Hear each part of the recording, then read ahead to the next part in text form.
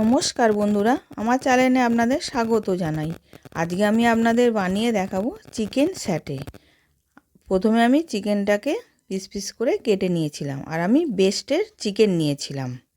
Piece piece করে কেটে এবার আদা 1 চামচ, রসুন 1 চামচ, গোলমরিচ গুঁড়ো, কাঁচা লঙ্কা বাটা, কাশ্মীরি লঙ্কা গুঁড়ো, ভিনিগার আর সোয়া সস দিয়ে ভালো করে মাখিয়ে আধ ঘন্টা রেখে দেবো।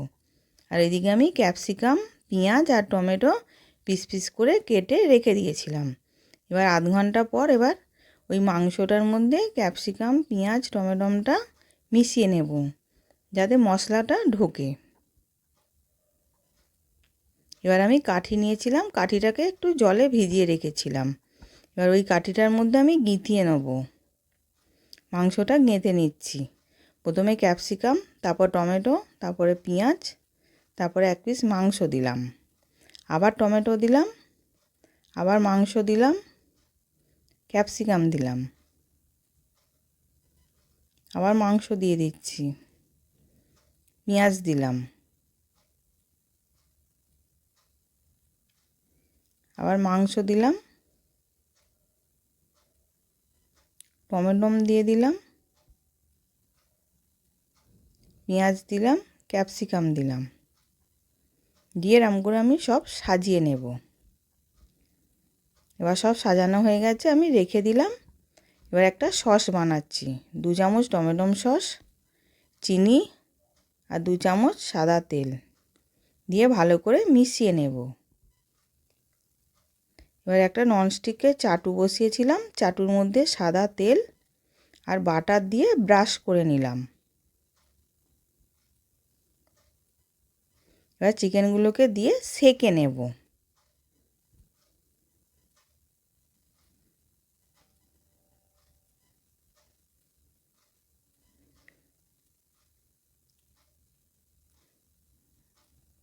এবার সব দিয়ে দিলাম চিকেনগুলো, ওপর দিয়ে সসটা মাখিয়ে নিলাম যাতে জুসি হয়।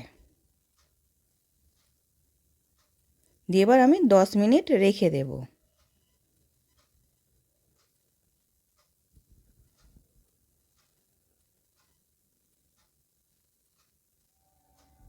এবার এক পিঠটা হয়ে গেছে, আবার এক পিঠটা আমি উল্টে দিলাম।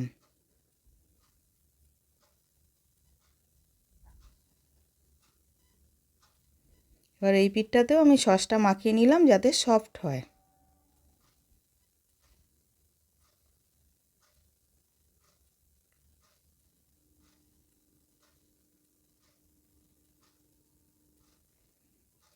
এবার হয়ে গেছে, সব নাবিয়ে নিলাম।